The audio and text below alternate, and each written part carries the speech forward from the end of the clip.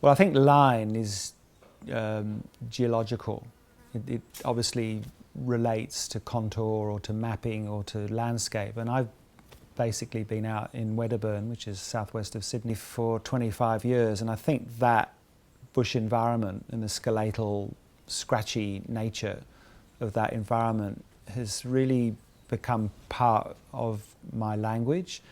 And I think line allows you to work in a way that is not literal, because line, I think, in its purity is quite abstract. And so you're not what we call forming up through mass or tone, which then of course makes the work much more representational.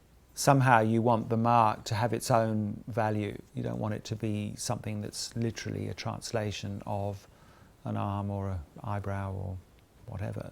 So it's actually quite a challenge just to constantly search for a combination of energies that actually accumulate in an image that seems to have an authenticity.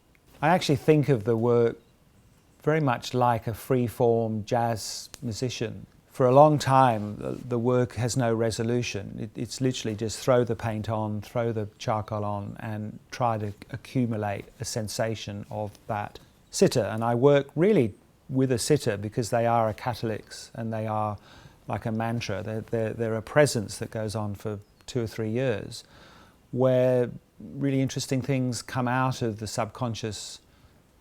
My reasons for going in for the Dobell, A, was that it was one of the premier drawing awards that was actually an attraction, was that it was at the Art Gallery of New South Wales, so it had a massive audience participation. Teo was a very compelling subject. I mean, he had a very long, Christ-like sort of head with very long hair. He was actually an environmental engineer who worked out in the Macarthur area. And his face had all the sort of attributes that would relate to the landscape, to the sense of crevices and the cracks, and he had a very pitted, gaunt head, and I think it's probably came out in the work itself. And interesting enough, I used 4 dry point etchings that were proofs, and basically that was quite an edited work in the sense it was just drawing ink and white pastel.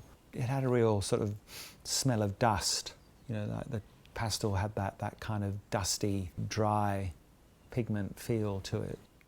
If you look at one of my drawings from a distance, I think one is immediately drawn to its iconic impact.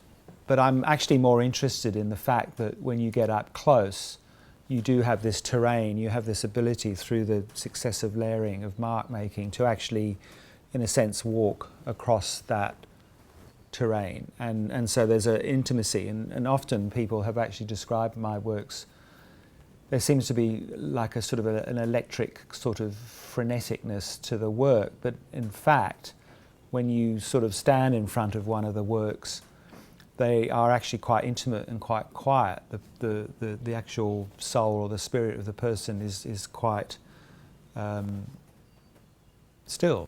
I think it's clear in this drawing of Clive Stambridge that I did in 2007, there's quite a lot of painted marks. So the early stages of a work like this would have actually commenced just with acrylic, gouache and brush, and accumulating a series of brushed painted marks before I would then start to I guess tease out the image of Clive with pastel and charcoal.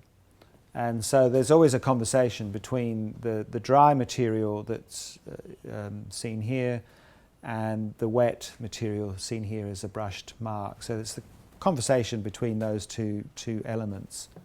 I like that idea that the open architectural line is kind of oxygenated. It has air that runs through the work, and for me it's very important that the challenge is to just how far to keep that transparency going on in the work, so you get those layers, or do you close it down or have areas.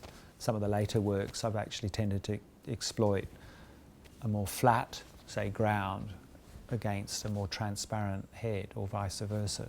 Contemporary drawing has certainly expanded into a lot of different, animated drawings, installations, performance. I have no problem with that, but I think at its core, still that ability to use your head and your heart and your hand.